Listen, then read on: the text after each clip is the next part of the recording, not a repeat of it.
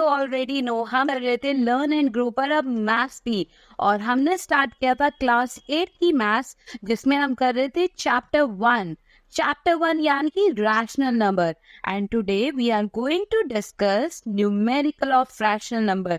So are you all ready? Let's get into the video. One more thing, अगर अभी तक channel को like share and subscribe नहीं किया तो जल्दी से जाना है, क्योंकि हम मैथ्स को बहुत अच्छे से सीखने वाले हैं। So let's get into the video. Next question is fill in the blanks. अगर आपको मैथ्स में रैशनल नंबर में 1 मार्कर क्वेश्चन आ जाते हैं, ये ऐसे फिलअप्स आ जाते हैं, तो आप इजीली अटेम्प्ट कर पाओगे अगर आपका कॉन्सेप्ट स्ट्रांग है। इसलिए हम हर एक ऐसा न्यूमेरिकल करेंगे जिससे आपका कॉन्सेप्ट स्ट्रांग हो जाए। तो रैशनल नंबर को पहले समझना है, उसके बाद सारी न्यूमेरिकल्स करो ना।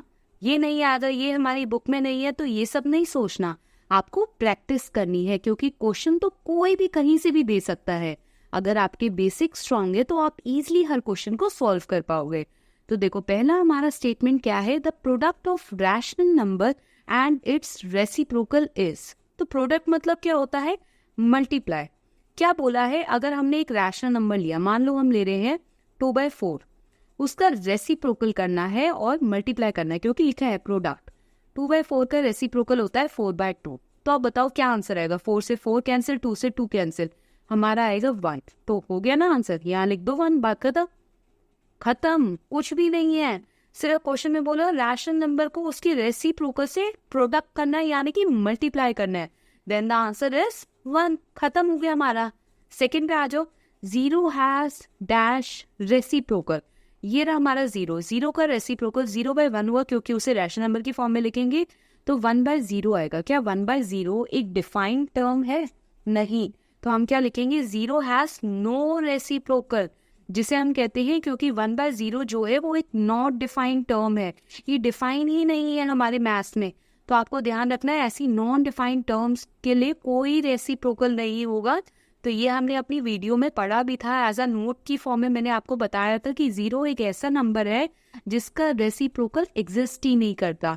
अब थर्ड पे आओ, the numbers dash and dash are their own reciprocals. ऐसे कौन से नंबर है जिनमें उनका रेसिप्रोकल लेने के बाद तब भी वो सेम रहेंगे? सोचो जरा, थोड़ा सा सोचो।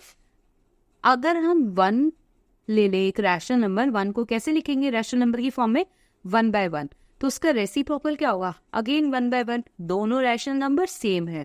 ऐसे एक और सोचो, -1/1 लिया, इसका रेसिप्रोकल लिखेंगे तो कितना होगा? इसका रेसिप्रोकल जो होगा वो होगा 1/-1। आपको पता है डिनोमिनेटर में हम माइनस लिखते नहीं है, तो फाइनली यही आ जाएगा। और ये दोनों नंबर भी तो सेम ही हो गए ना, आएगा तो वही -1 के इक्वल है। तो ऐसे कौन से दो रैशनल नंबर हो जाएंगे? 1 एंड -1। आई होप आपको ये फिलअप जो है वो क्लियर हो रही हो। अगर कोई भी डाउट है तो आपको पता है क्या करना है। यस, चलो नेक्स्ट है, dash is called the multiplicative identity of rationals. Multiplicative identity जो है वो कौन सा होता है रैशनल नंबर? वो 1 होता है, हमेशा ध्यान रखना है। 1 जो है मल्टीप्लिकेटिव आइडेंटिटी होता है, क्योंकि हमने बहुत सारी प्रॉपर्टीज जब पढ़ी थी तब मैंने आपको बताया था कि एडिटिव आइडेंटिटी क्या होती है, एडिटिव इनवर्स क्या होता है, मल्टीप्लिकेटिव आइडेंटिटी, मल्टीप्लिकेटिव इनवर्स, ये सारी चीजें हमने डिटेल में डिस्कस करी है। तो ये थे हमारे कुछ फिलअप्स के आंसर।